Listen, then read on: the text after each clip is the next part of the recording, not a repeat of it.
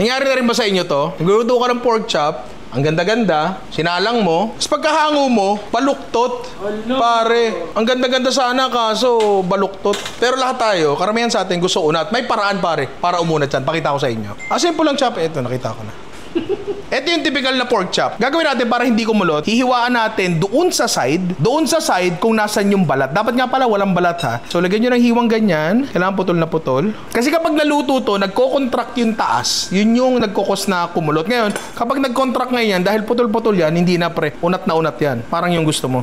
Asin, harina, itlog, tapos breadcrumbs. Kung gusto nyo, itlog uli, breadcrumbs uli. Prito natin. Promise yan pare, hindi nakakulot yan. Tingnan mo. Ay, grabe. Unat na unat. Tingnan mo dyan. Yan. Di ba? Walang kakulot-kulot yan, pare. Sobrang straight niya, para equator yan. Wala. Di ba? Tingnan natin. Mas masarap talaga pag unat. Sabi nung iba. Di ba? Sir! Dahil nga unat. Mas masarap siya. Pare, try nyo. Sobrang simple lang. Ganun-ganun na. Tapos unat na siya. Di ba? Dali lang.